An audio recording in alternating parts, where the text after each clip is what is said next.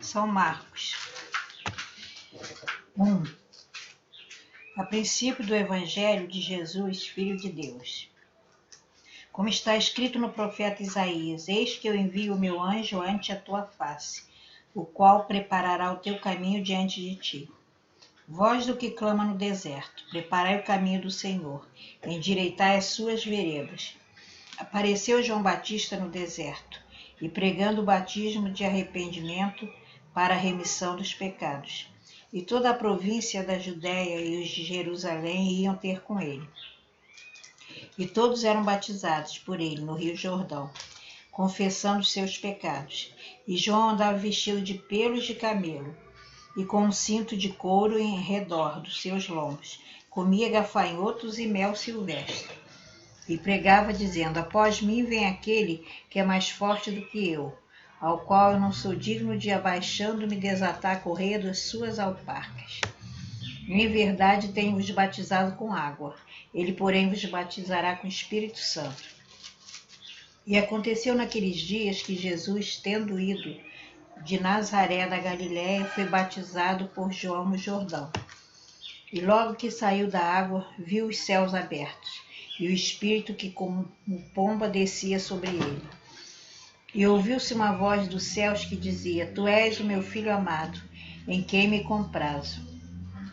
E logo o Espírito o impeliu para o deserto, e ali esteve no deserto 40 dias, tentado por Satanás, e vivia entre as feras, e os anjos o serviam.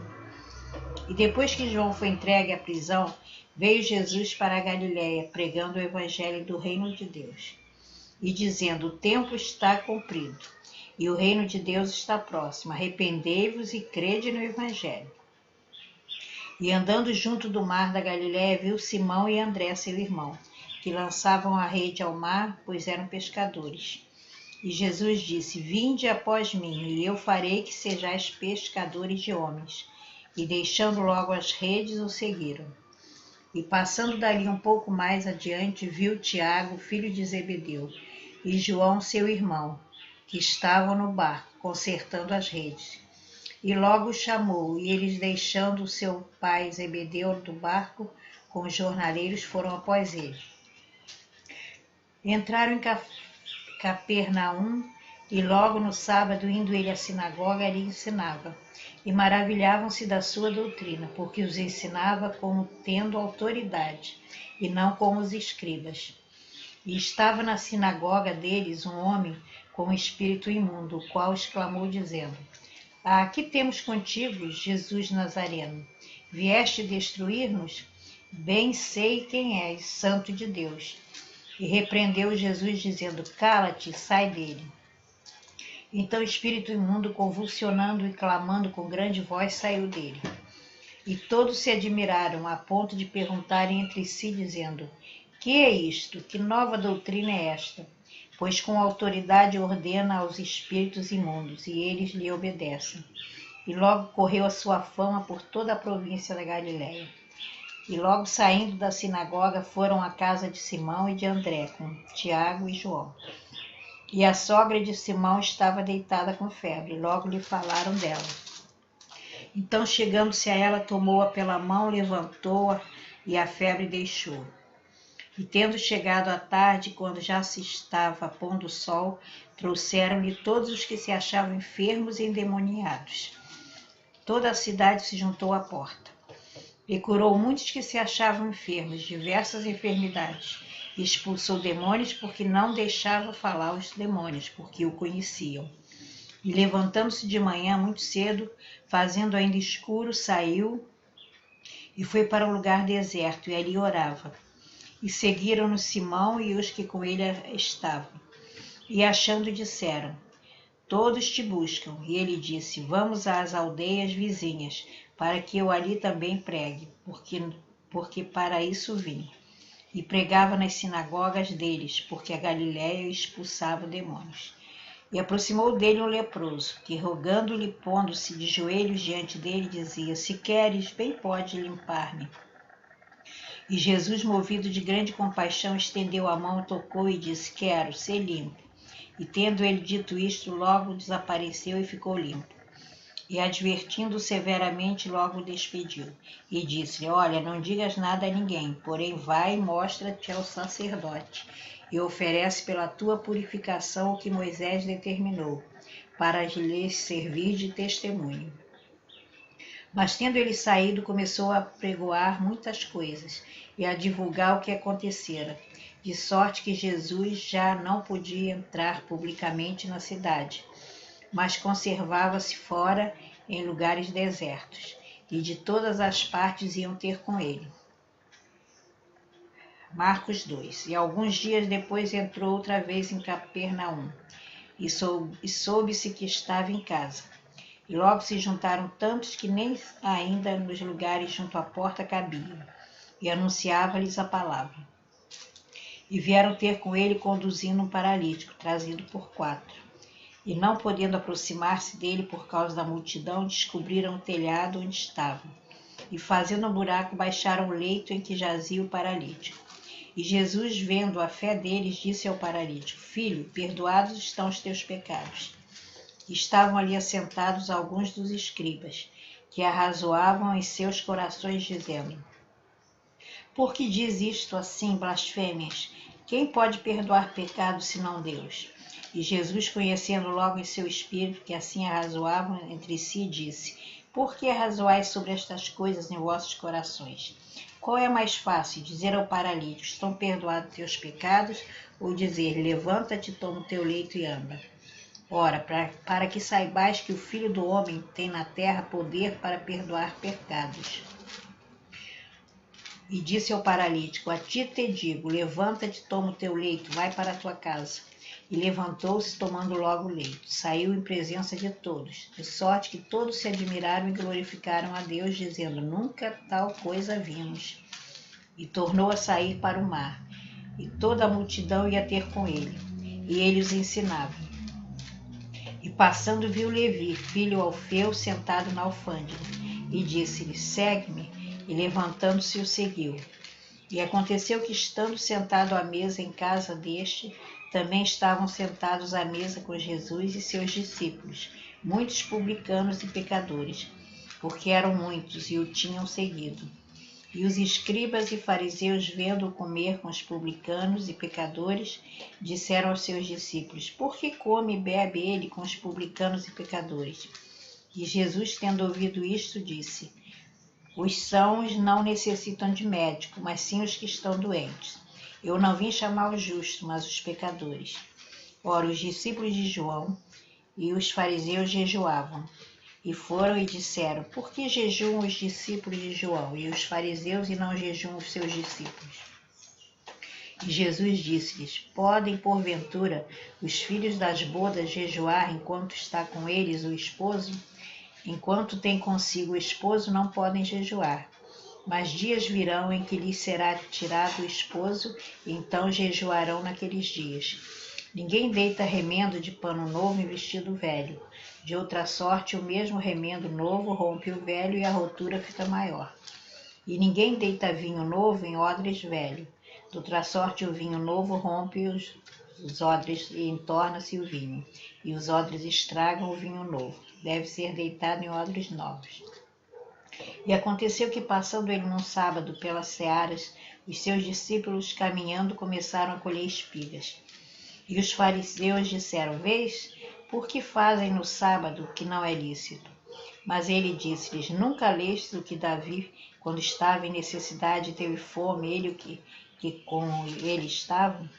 Como entrou na casa de Deus no tempo do Abiatar, sumo sacerdote, e comeu os pães da proposição, dos quais não era lícito comer, senão os sacerdotes, dando também aos que ele estavam, e disse-lhe: O sábado foi feito por causa do homem, não o homem por causa do sábado.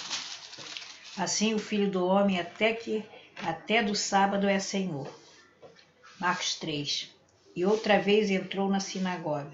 Estava ali um homem que tinha das mãos mirradas, e estavam observando se curaria no sábado para o acusarem.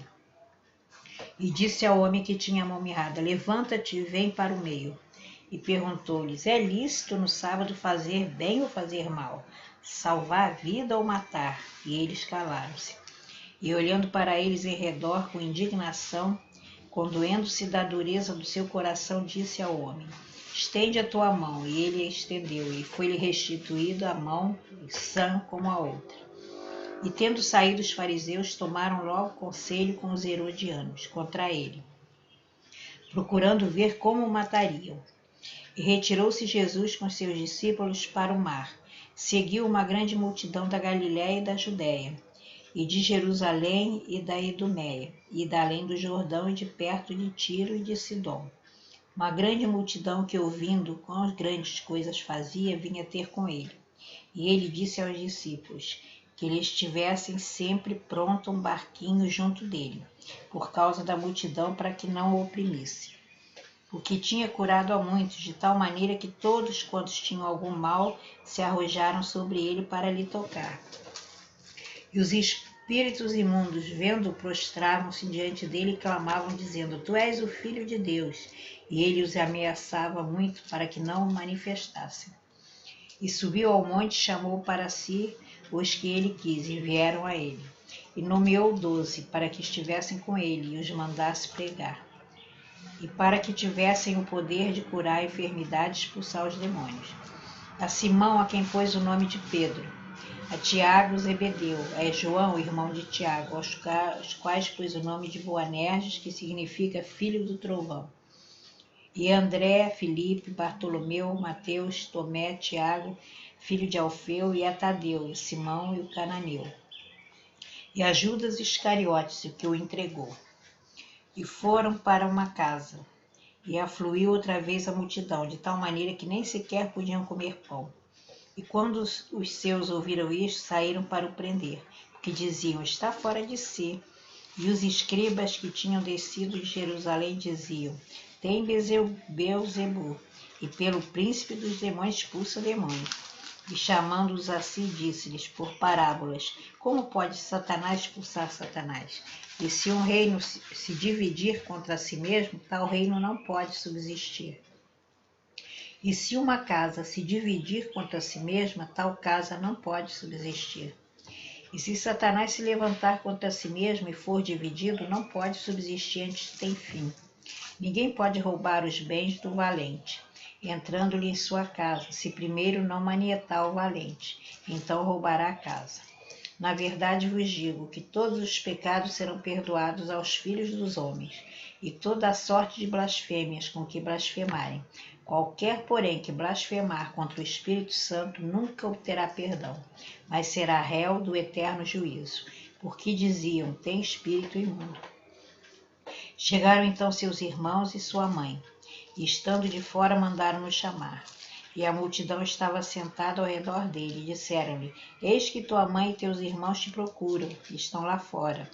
E ele respondeu: quem é minha mãe e meus irmãos? E olhando em redor para os que estavam assentados junto dele, disse: eis aqui minha mãe e meus irmãos, porquanto qualquer que fizer a vontade de Deus, esse é meu irmão, e minha irmã e minha mãe.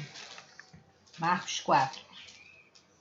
E outra vez começou a ensinar junto do mar, e juntou-se a ele grande multidão, de sorte que ele entrou e assentou-se num barco sobre o mar.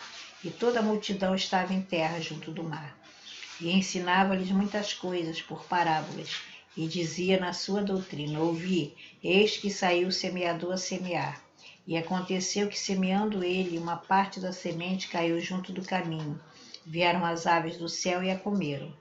E outra caiu sobre pedregais, onde não havia muita terra. E nasceu logo, porque não tinha terra profunda. Mas saindo o sol, queimou-se. E porque não tinha raiz, secou-se. E outra cai entre espinhos, e crescendo os espinhos sufocaram, e não deu fruto. E outra caiu em boa terra, e deu frutos, que vingou e cresceu. E um produziu 30, outro 60 e outro 100. E disse-lhes: quem tem ouvidos para ouvir, ouça. E quando se achou só, os que estavam junto dele com os 12 interrogaram-no acerca da parábola.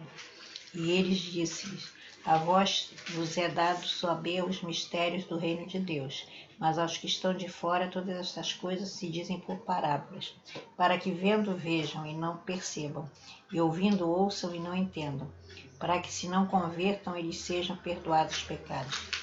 E disse-lhes: Não percebeis esta parábola? Como, pois, entendereis todas as parábolas? O que semeia, semeia a palavra, e os que estão junto do caminho são aqueles em quem a palavra é semeada.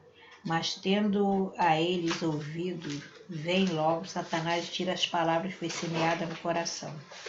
E da mesma sorte os que recebem a semente sobre pedregais, os quais, ouvindo a palavra, logo com prazer a recebem, mas não têm raiz em si mesmos, antes são temporão.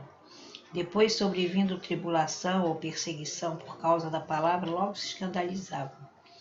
E outros são os que recebem a semente entre espinhos, os quais ouvem a palavra, mas os cuidados deste mundo e os enganos das riquezas e as ambições de outras coisas entram, sufocam a palavra e fica infrutífera.